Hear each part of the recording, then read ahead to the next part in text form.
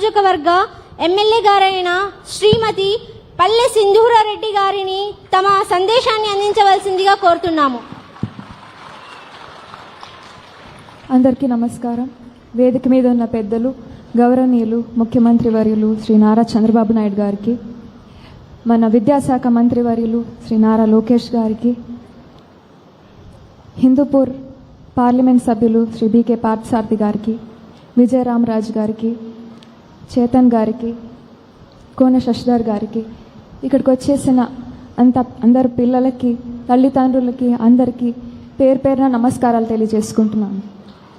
ఇవాళ చాలా చాలా మంచి రోజు.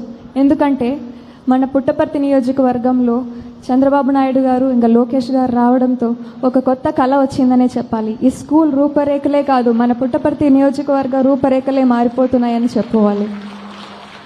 ఇవాళ జరుగుతున్న parent teacher meet, mega parent teacher మీట్కి ఒక కొత్త ప్రత్యేకత ఉంది. ఎందుకంటే తల్లికి వందనం పథకం విడుదలయ్యాక జరుగుతున్న మొట్టమొదటి మెగా పేరెంట్ టీచర్ మీట్, అది మన పుట్టపర్తి నియోజకవర్గంలో చంద్రబాబు నాయుడు గారు ఇంకా లోకేష్ గారి ఆధ్వర్యంలో జరగడం ఎంతో ఎంతో చాలా ఆనందదాయకం అని నేను భావిస్తున్నాను.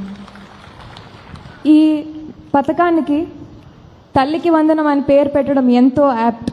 ఎందుకంటే మన లైఫ్స్లో మదర్ రోల్ చాలా చాలా ఇంపార్టెంట్. మనల్ని నవమాసాలు మోసి కని పెంచి ఎన్నో త్యాగాలు చేస్తుంది తల్లి, మనకి ఊపిరినిస్తుంది తల్లి. అదేవిధంగా తండ్రి మనని కంటికి రెప్పలా కాపాడుతారు. ఒక గురువు మన శ్రేయస్సు కోసం ఎల్లప్పుడూ కష్టపడుతూనే ఉంటారు. ఇంకా ఒక నాయకుడు మన భవిష్యత్తు కోసం, మన భవిష్యత్తుని తీర్చిదిద్దడానికి కోసం ఎంతో ఎంతో ప్రయత్నం చేస్తారు.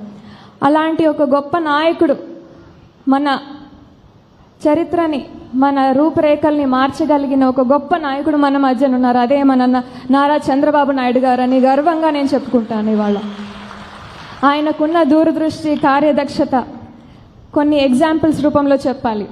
ఇప్పుడు మనం చూస్తున్న హైదరాబాద్ ఒకప్పుడు రాళ్ళు రప్పలు ఉన్న ప్రదేశంలో హైటెక్ సిటీ, ఐటీ కారిడోర్లు, ఐటీని పరిచయం చేసి తెలుగువాడిని మన హైదరాబాద్ వైపు అందరి దృష్టిని మళ్లించిన ఒక గొప్ప నాయకుడు మన చంద్రబాబు నాయుడు గారని చెప్పుకోవాలి. ఇంకోవైపు గత 5 సంవత్సరాల్లో మనం చూసాం, 3 ముక్కలు చేసి ఆటలాడిన ఒక వైసీపీ ప్రభుత్వం, ఒక పేరుకి చెప్పుకోవడానికి ఒక రాజధానిగా కూడా లేకోకుండా చేసిన ఒక ప్రభుత్వం పాలనని వ్యతిరేకిస్తూ మనకంటూ ఒక గొప్ప రాజధాని ఉండాలి, మన పిల్లలకి మంచి భవిష్యత్తు ఉండాలి అని చెప్పి దేశ విదేశాల్లో ఉన్న గొప్ప గొప్ప రాజధానులకి ధీటుగా అమరావతి